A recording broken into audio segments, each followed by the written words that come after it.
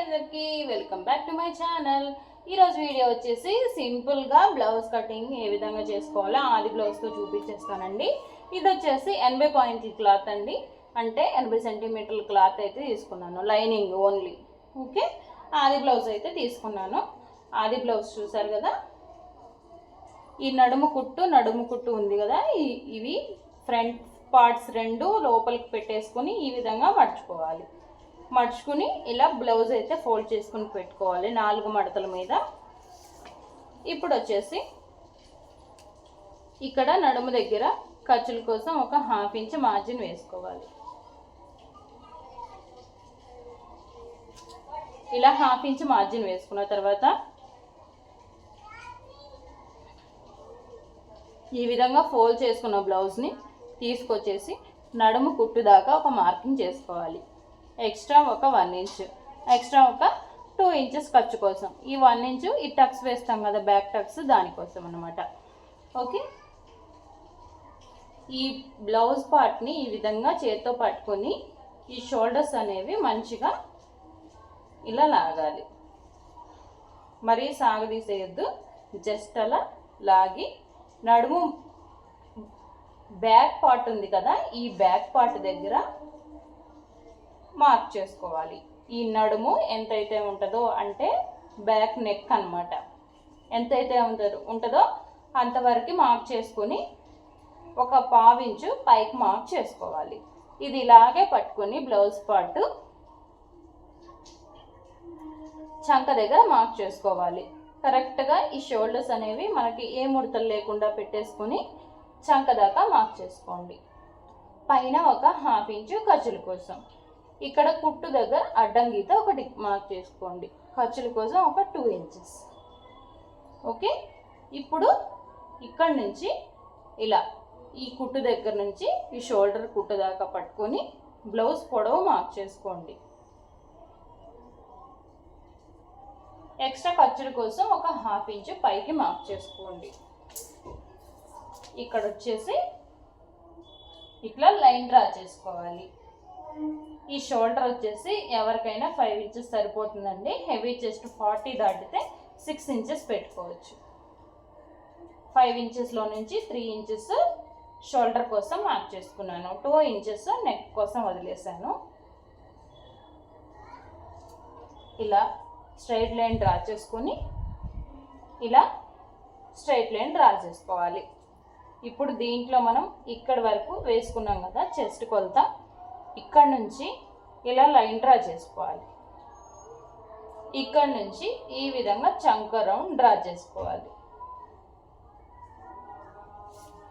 ఇక్కడ వచ్చేసి పైన మనం 2 పెట్టుకున్నాం కదా, ఇక్కడ వచ్చేసి ఒక 2.5 వరకు పెట్టుకోవచ్చు.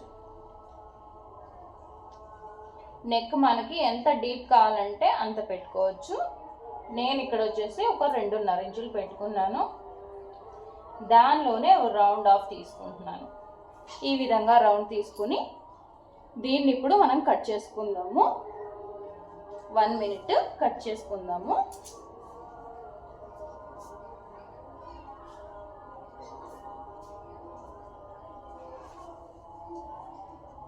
ఓకే, నేను కత్తెర పెట్టుకోవడం మర్చిపోయానండి, ఏమనుకోవద్దు. ఓకే, ఇప్పుడైతే కట్ చేసుకుందాము.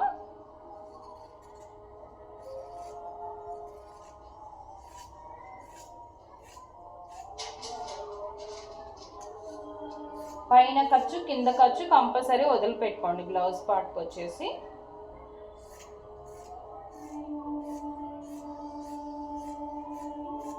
ఈ విధంగా కట్ చేసుకోవాలి.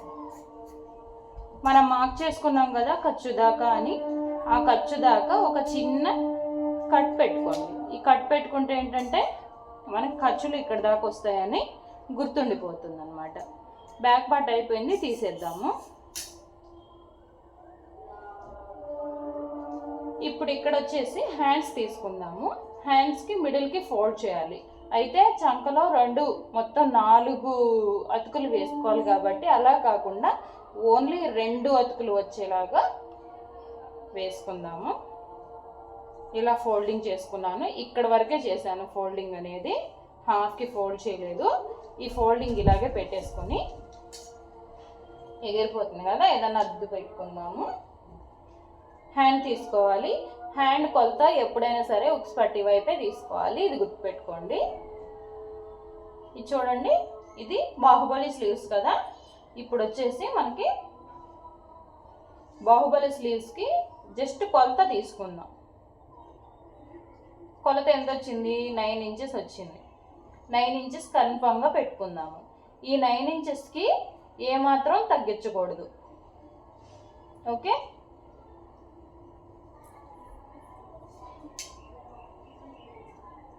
మనం ఒక 1/2 ఇంచు ఎక్స్ట్రా ఖర్చు కోసం మార్క్ చేసుకుందాము.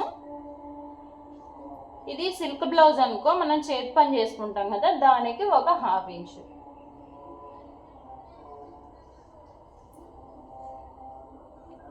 హాఫ్ ఇంచ్ పైనే మార్క్ చేసుకున్నాను. మడిచి చేతి పని చేయాలి కాబట్టి, లేదు మడిచి కుట్టుకుంటామంటే ఒక 1 ఇంచ్ వదులుకుంటే సరిపోతుంది. ఇప్పుడు వచ్చేసి నేను 8.5 ఇంచెస్ పెడుతున్నాను. ఒక 1/2 ఇంచు తగ్గించమని అడిగారు, 8.5 ఇంచెస్ పెట్టేశాను. ఒక 1/2 ఇంచు ఎక్స్ట్రా ఖర్చుల కోసం పెట్టుకున్నాను. ఓకే, ఇప్పుడు హ్యాండ్ లూజ్ చూద్దాము.